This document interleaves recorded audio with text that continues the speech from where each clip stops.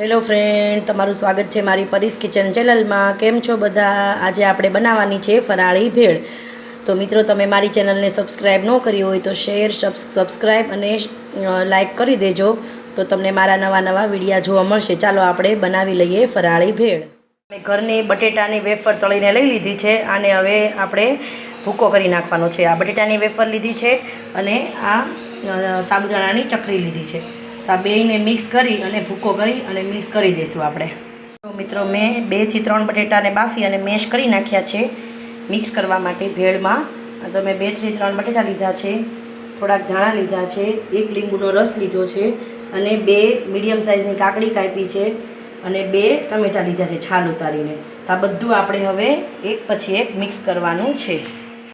સૌથી પહેલાં આપણે બટેટા નાખી દઈશું, પછી આપણે કાકડી નાખી દેવાની છે।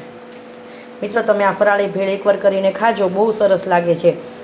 આ ટમેટું નાખી દેવાનું છે 2, બહારનો ચેવડો લાવવાનો નથી, ઘરના વેફરથી જ આપણે આ ભેળ બનાવવાની છે। આ ધાણા નાખી દઈશું। મિત્રો, લીલું મરચું નથી નાખતી કેમ કે બાળકોને ખાવાની છે એટલે એને તીખી લાગે, એટલે હું લાલ મરચું પાવડર નાખીશ। આપણે હવે આ લીંબુનો રસ નાખી દઈશું।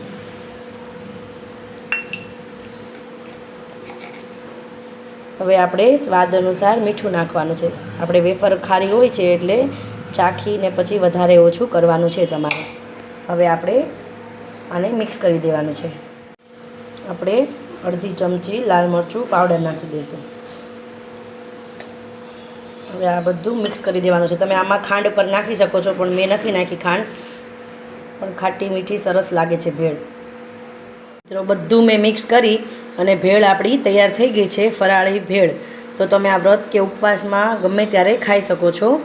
આ ખૂબ હેલ્ધી ભેળ છે। આપણે બહારની કોઈ પણ વસ્તુ એડ કરી નથી, ઘરની વસ્તુથી જ આપણે ભેળ બનાવી છે અને ખૂબ સરળ રીતે થઈ ગઈ છે અને કોઈ ઝાઝા મસાલા નાખવાના નથી। મિત્રો, તમે આવી રીતે એકવાર જરૂર ટ્રાય કરજો ફરાળી ભેળ। આપણી આ ભેળ તૈયાર થઈ ગઈ છે અને આપણે આને એક ડીશમાં કાઢી લઈશું। મેં ડીશમાં લઈ લીધી છે વેફરની ફરાળી ભેળ।